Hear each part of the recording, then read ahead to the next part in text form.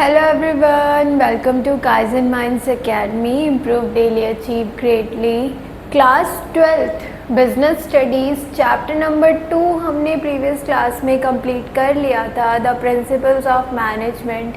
आज हमें पढ़ना है Chapter number 3 Business Environment Concept and Nature. ठीक है, Business Environment का concept आज की class में हम cover करेंगे.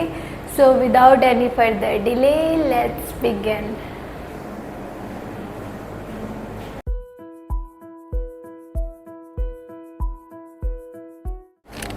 Okay, so what is a business environment. Business environment से पहले हमें ये समझने की ज़रूरत है एनवायरनमेंट क्या होता है।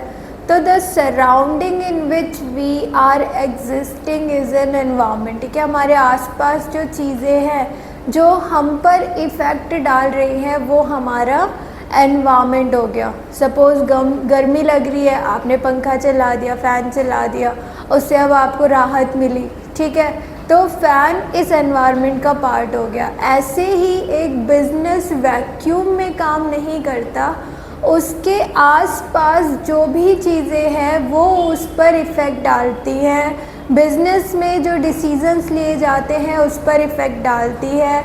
फॉर एग्ज़ाम्पल, ठीक है, गवर्नमेंट ने क्या किया, गवर्नमेंट ने टैक्स रेट इंक्रीज़ कर दिया। देखो, इसका एक एग्ज़ाम्पल हम ले सकते हैं, जैसे सिगरेट्स पर गवर्नमेंट ने 40% टैक्स कर दिया, जो पहले और कंपनीज़ की तरह 30% हुआ करता था। ये 10% increase on the tax on cigarettes. अब क्या होगा, जो प्रोड्यूसर है जो सिगरेट्स बना रहा है, although it is not a very good example, क्या होगा, उसकी प्रोडक्शन कॉस्ट बढ़ जाएगी। कॉस्ट बढ़ जाएगी तो आगे वो कंज्यूमर से भी ज़्यादा चार्ज करेगा, क्योंकि अभी उसे टैक्स ज़्यादा देना पड़ रहा है। तो प्रोडक्शन की कॉस्ट बढ़ने, टैक्स बढ़ने की वजह से, जिस पे हमारा एज अ बिज़नेस कंट्रोल नहीं है, प्रोड्यूसर ने क्या किया, प्राइजेज़ इंक्रीज़ किए, जिससे कस्टमर को ज़्यादा प्राइस देना पड़ रहा है फॉर द सेम प्रोडक्ट। ठीक है, और इससे इन्फ्लेशन आता है। ऐसे ही टेक्नोलॉजी में चेंज आया, जैसे अभी आपको पता है एआई का टाइम चल रहा है, आर्टिफिशियल इंटेलिजेंस आपको हर फील्ड में देखने को मिल रहा है।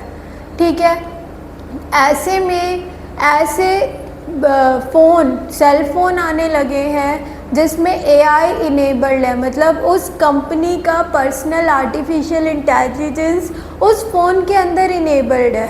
ठीक है, अब जो बिजनेसेस इस चीज़ को, अपने इस फीचर को अपने फ़ोन में, सेल फ़ोन में नहीं ला रहे, उनके प्रोडक्ट की डिमांड कम हो जाएगी, राइट। और जो बिजनेसेस इस फीचर को अपने फ़ोन में ला रहे हैं उसके प्रोडक्ट की डिमांड बढ़ जाएगी। तो एनवायरनमेंट का फ़र्क हमारे बिज़नेस पे पड़ता है, हमारे बिज़नेस के डिसीजंस पे पड़ता है। So business environment is a sum total of all individuals, institutions and other forces that are outside the control of business enterprise। ठीक है, एज अ बिजनेस मेरा कंज्यूमर्स पे कोई कंट्रोल है नहीं, क्या मेरा सप्लायर्स पे कोई कंट्रोल है नहीं, गवर्नमेंट पे है नहीं। ठीक है, जो भी टेक्नोलॉजीज इनोवेशंस आ रही है उसको मैं कंट्रोल कर सकती हूँ क्या, नहीं। तो जो भी outside the control of business enterprise है, बट वो बिजनेस के परफॉर्मेंस पे इफ़ेक्ट डाल सकते हैं, उसे हम कहते हैं बिजनेस एनवायरनमेंट। समझ आया, अच्छे से आया। अच्छा, इसके फीचर्स क्या है वो देख लेते हैं हम। फीचर्स देखो, चलो। ओके, देखो, सो फीचर्स क्या है, देखो, सबसे पहले totality of external forces, means external forces in total एक बिजनेस पर इम्पैक्ट डाल रही हैं, that is why it is aggressive in nature. ठीक है,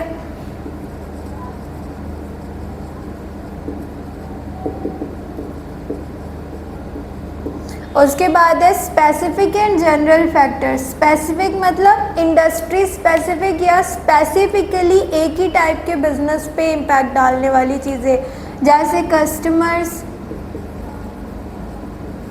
सप्लायर्स, एट्सेट्रा। ठीक है, और जनरल फोर्सेस जो ओवरऑल हर टाइप के बिजनेस पे इफेक्ट डालती है, जैसे economical, legal, social, technological factors etcetera. ठीक है, ये जो फैक्टर है ये इन जनरल हर टाइप के बिजनेस पे इफेक्ट डालते हैं, और स्पेसिफिक फैक्टर स्पेसिफिक बिजनेस से रिलेटेड होते हैं जो एक पर्टिकुलर टाइप के बिजनेस पे ही इफेक्ट डाल रहे हैं, जैसे change in taste and preference of consumers. ठीक है, कंज्यूमर्स जो पहले जंक फूड, फास्ट फूड इस पे ज़्यादा इंक्लाइंड थे, अब वो इनके हेल्दी ऑल्टरनेटिव्स ढूंढ रहे हैं। ठीक है, तो जो फूड इंडस्ट्री है उसमें एक शिफ्ट देखने को मिल रहा है कि पहले मैदे की चीज़ें आपको ज़्यादा मिलती थी, अब उसके जो ऑल्टरनेटिव्स हैं, हेल्दी ऑल्टरनेटिव्स हैं, उसमें चीज़ें ज़्यादा मिल रही है खाने की, है ना। तो स्पेसिफिक फैक्टर्स, और उसके बाद इंटर रिलेटेडनेस मीन्स हर फैक्टर एक दूसरे से कहीं ना कहीं रिलेटेड है और वो मिलजुल के इफ़ेक्ट डाल रहा है। जैसे अभी मैंने आपको एग्जांपल दिया हेल्दी फूड का, तो क्योंकि लोग हेल्थ कॉन्शियस ज़्यादा हो गए हैं जिससे लाइफस्टाइल में चेंज आ रहा है, तो हेल्थ रिलेटेड प्रोडक्ट और सर्विसेज की डिमांड बढ़ गई है। तो क्या है, क्योंकि लोग हेल्थ कॉन्शियस ज़्यादा हो गए हैं इसीलिए डिमांड किसकी बढ़ गई, health related product and services की। तो ये सब चीज़ें एक दूसरे से इंटर रिलेटेड है, इंटरट्वाइंड है। ठीक है, बंधे हुए एक साथ। डायनामिक नेचर, एनवायरनमेंट जो है वो टाइम टू टाइम चेंज होता रहता है, it is an ever changing thing. ऐसे में बिजनेस को उसके साथ चलना बहुत मुश्किल हो जाता है, बट हमें चलना पड़ता है। जैसे फॉर एग्ज़ाम्पल आपके आसपास कोई भी बिज़नेस है, जस्ट एग्ज़ाम्पल ले लेते हैं हम टेक्नोलॉजिकल चेंज का। ठीक है, कितनी सारी टेक्नोलॉजिकल चेंजेस आ रहे हैं, इनोवेशंस हो रहे हैं, नए नए प्रोडक्ट आ रहे हैं। हाइड्रोफ्यूल पहले था नहीं, अब हाइड्रोफ्यूल भी सुनने को मिल रहा है। ठीक है, और अभी देखो शिफ्ट देखो आप, पेट्रोल डीजल से लोग ईवी व्हीकल पे, इलेक्ट्रॉनिक व्हीकल पे शिफ्ट हो रहे हैं। ठीक है, तो ये जो शिफ्ट है, ये जो चेंज है, उसके अकॉर्डिंग बिजनेस को भी तो अपने प्रोडक्ट और सर्विसेज में चेंजेस लाने पड़ेंगे। तो बिजनेस एनवायरनमेंट क्या है, डायनामिक नेचर का, एवर चेंजिंग है। ठीक है, इसके साथ फिर बिजनेस को भी चेंज होना पड़ता है। Uncertainty, we can not fully predict how environment change will impact our business।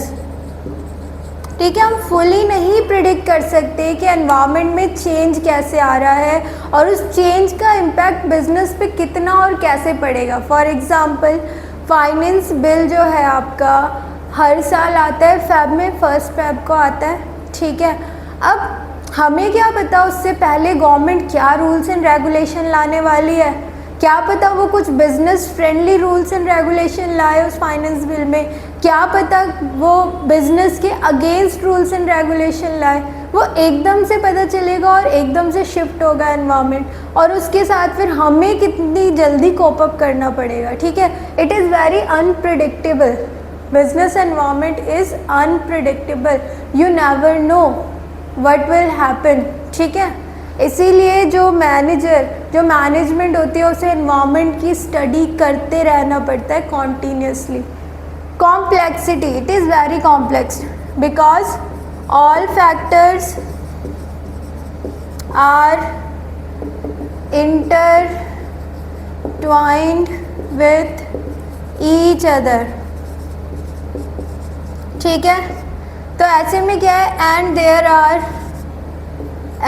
There are number of factors, बहुत सारे बिजनेस एनवायरनमेंट के फैक्टर्स है। ठीक है, वो किस तरीके से इम्पैक्ट डाल रहे हैं ऑन आर प्रोडक्ट्स और सर्विसेज,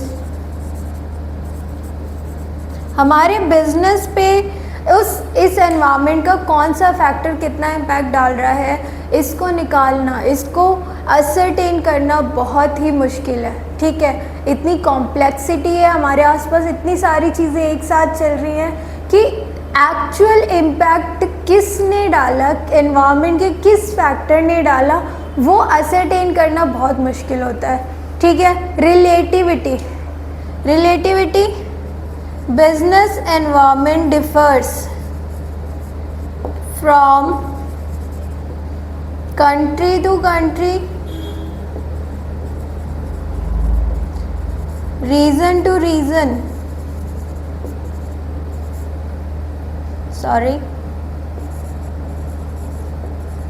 एटसेट्रा।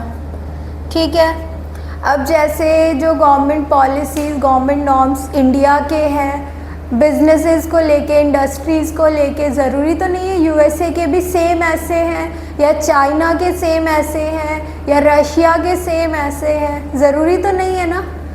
तो बिजनेस एनवायरनमेंट डिफ़र करता है from country to country, region to region, situation to situation.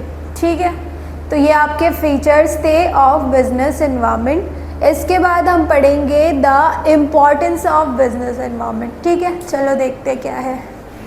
Okay, देखो, so identify opportunities and getting first mover advantage. इसका मतलब क्या हुआ कि जो भी बिजनेसेस हैं उनको मौका मिलता है अपॉर्चुनिटी ग्रैब करने का, कॉम्पिटिटर से पहले उस बिज़नेस या उस टेक्नोलॉजी को इम्प्लीमेंट करने का। जैसे इसमें अगर हम ओला और उबर का एग्ज़ाम्पल लें, तो ओला उबर ने क्या नोटिस किया, there was a need of app based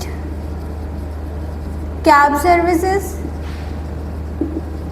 इन्होंने इस मौके को ग्रैब किया और देखो अभी ओला एंड उबर की अभी भी डिमांड सबसे ज़्यादा है, सेल सबसे ज़्यादा है, कैब सर्विसेज सबसे ज़्यादा ओला उबर आज भी प्रोवाइड कर रहा है। ठीक है, कॉम्पिटिटर से पहले वो इस मार्केट में आया and look at where it is now, right. उसके बाद identify threat and early warning. ठीक है, थ्रेट और अर्ली वार्निंग्स मीन्स आने वाली प्रॉब्लम्स को या आने वाले शिफ्ट को ईज़िली पहचान पाते हैं बिजनेसेस अगर वो एनवायरनमेंट को स्कैन करते रहते हैं। तो जैसे इसका एक एग्जांपल मैंने नोकिया दिया था, अगर आपको याद हो। नोकिया ना अपना खुद का सॉफ्टवेयर लेकर आया फ़ोन में, window software, despite of knowing कि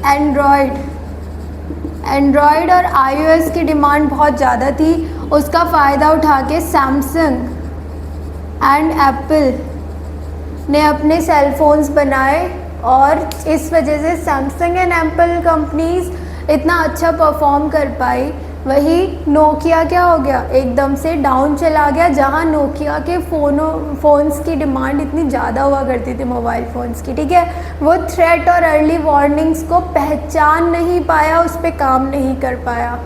helps in assisting planning and policy formation. ठीक है, प्लानिंग और पॉलिसी फॉर्मेशन में हेल्प करता है। कैसे, जैसे इसमें एग्जांपल हम नेटफ्लिक्स का लेते हैं। जैसे नेटफ्लिक्स ने क्या किया, जब लोग डीवीडी सीडीज से शिफ्ट होकर ऑनलाइन वीडियोस देखने लगे, मूवीज़ देखने लगे, तो उसका फ़ायदा उठा के ओटीटी प्लेटफॉर्म को डेवलप करना, उसका एडवर्टीज़मेंट करना, लोगों तक एफोर्डेबल प्राइसेस में पहुंचाने का काम किया नेटफ्लिक्स ने। और आज आप देखो कोई भी डाउनलोड करके मूवीज़ या कुछ भी नहीं देखता। ठीक है, या आप शॉप पे जाके सीडी नहीं लाते। आज आप क्या करते हो, आप वेट करते हो, या तो हॉल में देख के आते हो, है ना, थिएटर में, या तो आप वेट करते हो कि वो किसी ओटीटी पर आएगा जिसका हमने सब्सक्रिप्शन ले रखा है तो हम देखेंगे, राइट। तो प्लानिंग और पॉलिसी फॉर्मेशन के बिजनेस एनवायरनमेंट में जो चेंज हो रहा है उसके साथ अपनी पॉलिसीज़ को, अपने प्लान्स में चेंजेस लाना बिज़नेस के लिए इम्पॉर्टेंट हो जाता है। और वो तभी पॉसिबल है जब आप अपने एनवायरनमेंट के साथ रहोगे, उसकी स्टडी करते रहोगे। देन है कोपिंग विथ रैपिड चेंजेस। वही बात हो गई कि जो चेंजेस हो रहे हैं एनवायरनमेंट में उसके साथ साथ आपको अपने बिजनेस के मॉडल में, अपने प्रोडक्ट में, अपनी सर्विसेज में भी चेंज लाना पड़ेगा। जैसे अगर इसमें हम मारुति का एग्जांपल लें, ठीक है, तो कंज्यूमर प्रेफरेंसेस, टाटा का भी एग्जांपल ले लो भाई, उसे क्यों छोड़ दे, मारुति टाटा का एग्जांपल है, तो कंज्यूमर की प्रेफरेंसेस चेंज होने के साथ साथ इन्होंने अपने प्रोडक्ट में, अपने कार्स में भी चेंज लाना शुरू किया। Affordable, eco friendly cars provide करना स्टार्ट कर दिया। ठीक है, जैसे टाटा का आप कोई भी कार ले लो, जैसे टाटा पंच ले लो, अब उसमें सीएनजी भी देखने को मिलेगी, आपको ईवी भी देखने को मिलेगी, इलेक्ट्रॉनिक वाली भी देखने को मिलेगी। तो ये जो चेंज है कंज्यूमर के टेस्ट एंड प्रेफरेंस के साथ साथ एनवायरमेंटल चेंज आने लगा। अभी जो इंडियन गवर्नमेंट है वो ईवी, इलेक्ट्रॉनिक व्हीकल को बहुत सपोर्ट कर रही है, इसका फ़ायदा उठा रही है कंपनीज टाटा एंड मारुति जैसी, है ना। तो बिजनेस एनवायरनमेंट के साथ बिजनेस को भी चेंज होते रहना पड़ता है। उसके बाद है helps in tapping useful resources. ठीक है, इसमें अगेन हम टाटा का अगर एग्जांपल ले लें या हम इसमें टेस्ला का एग्जांपल ले लें, तो देखो अभी जो ईवी का क्रेज़ चला हुआ है, तो उससे रिलेटेड जो रिसोर्सेज हैं उनमें इन्वेस्ट करना इन बिजनेसेस ने स्टार्ट कर दिया था बहुत पहले से ही, क्योंकि इन्हें पता था, इन्होंने एनवायरनमेंट की स्टडी की थी कि कैसे ये शिफ्ट आ रहा है, कैसे गवर्नमेंट भी इसे सपोर्ट कर रही है, या अगर हम ये बनाएंगे तो एनवायरनमेंट फ्रेंडली है, सोसाइटी भी इसको क्या करेगी, एक्सेप्ट करेगी। तो जो भी यूज़फुल रिसोर्सेज है उन्हें आप कॉम्पिटिटर से पहले या ईजिली असरटेन कर सकते हो। ठीक है, जो भी रॉ मटेरियल आपको चाहिए। Helps in improving the performance, अगर आप बिजनेस की स्टडी करोगे तो आपकी परफॉर्मेंस इंक्रीज़ होगी, परफॉर्मेंस अच्छी होगी, राइट, परफॉर्मेंस बेटर होगी पहले से या आपके कॉम्पिटिटर से, क्योंकि आप एनवायरनमेंट के साथ साथ अपनी पॉलिसीज़ में चेंज लाओगे, अपने प्रोडक्ट एंड सर्विसेज में चेंज लाओगे, जो डिमांड है उस टाइप का प्रोडक्ट बना के आप मार्केट में दोगे, तो आप प्रॉफिट भी अर्न करोगे, एक्सपेंशन भी होगा। ठीक है, फॉर एग्जांपल इसका एग्जांपल लेते हैं, जैसे एक कोचिंग इंस्टीट्यूट है। ठीक है, स्टार्टिंग में कोचिंग इंस्टीट्यूट स्टार्ट हुआ ये सोच के कि हम एक सेलेक्टिव क्लास को ही पढ़ाएंगे, लाइक 11th-12th को ही पढ़ाएंगे, यही 4 सब्जेक्ट पढ़ाएंगे। बट डिमांड देखी, डिमांड किसकी थी, अदर क्लासेस और अदर सब्जेक्ट्स की भी थी, तो उसके अकॉर्डिंग अपनी पॉलिसी में चेंज किया, जिससे अदर क्लासेस, अदर सब्जेक्ट के बच्चे भी आए पढ़ने, और जिससे बिज़नेस की परफॉर्मेंस क्या हुई, पहले से बेटर हो गई। ठीक है, तो ये रीज़न है जिसकी वजह से बिज़नेस एनवायरनमेंट ज़रूरी होता है। ठीक है, तो आपको इम्पॉर्टेंस भी अब समझ आ गया होगा। नेक्स्ट क्लास में हम पढ़ेंगे डायमेंशंस ऑफ बिजनेस एनवायरनमेंट। ठीक है, और ये टॉपिक्स आप अपनी बुक से एक बार पढ़ लोगे। And if you have any doubt, any query और any suggestion, you can drop it in the comment section. See you in the next class. Have a nice day. Bye bye.